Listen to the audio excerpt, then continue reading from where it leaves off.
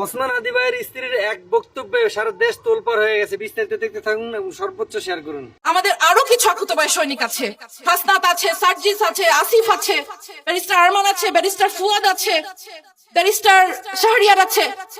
এদের একজনের গায়ে যেন আঁচ না লাগে। আমি তোমাদেরকে বলবো, হাসনাত, সার্জি, তোমরা আমাদের ছোট ভাই। তোমরা মনে করবা যে ড্যাম কেয়ার, নো, বাংলাদেশের জন্য তোমাদেরকে লাগবে, তোমরা ড্যাম কেয়ার হতে পারবা না। তোমরা নিজেদের সেফটির ব্যাপারটা চিন্তা করবা, কারণ বাংলাদেশকে তোমাদেরকে লাগবে। তোরা কি ভেবেছিস হাদি শেষ? নো, একটা হাদিকে গুলি করছস, 1,00,000 কোটি হাদি তৈরি হয়েছে। তোরা মনে করছিস ওসমান হাদি শেষ হয়ে গেছে? নো, ওসমান হাদি শেষ হয় নাই, ঘরে ঘরে লক্ষ কোটি হাদি তৈরি হয়েছে। গুলি লেগেছে হাদির আদর্শে, জুলাইয়ের মতাদর্শে। জুলাই শেষ হয় নাই, জুলাই সেদিন শেষ হবে যেদিন ভারতের আধিপত্যবাদ শেষ হবে আমাদের দেশের উপর থেকে, সেদিন জুলাই শেষ হবে। জুলাই শেষ হয়নি, জুলাই সেদিন পর্যন্ত শেষ হবে না। বাসায় বুড়া বাবা মা, অবুঝ সন্তান রেখে আসছি।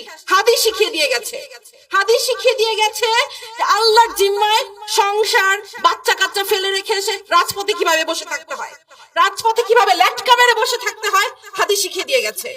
হাদি আমাদেরকে স্ট্র্যাটেজি শিখিয়ে দিয়ে গেছে যে তোমরা কিভাবে রাজপথ দখল করবা, কিভাবে রাজপথ না ছাড়তে হয়, হাদি আমাদেরকে শিখিয়ে দিয়ে গেছে।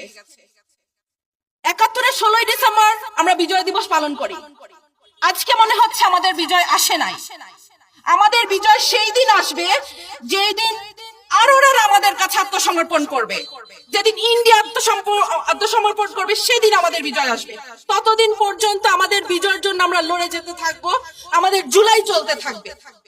সরকারের কাছে আবেদন, এই গ্রামে গঞ্জে শহরে সবখানে ১৫ থেকে ৪৫, বিবেচনা করবে ৫০ পর্যন্ত মানুষদেরকে সামরিক ট্রেনিং দিতে থাকো। কারণ যেই ১০০ আততায়ী ঢুকেছে বর্ডার দিয়ে, এই ১০০ আততায়ীকে আমাদেরকে মোকাবেলা করতে হবে।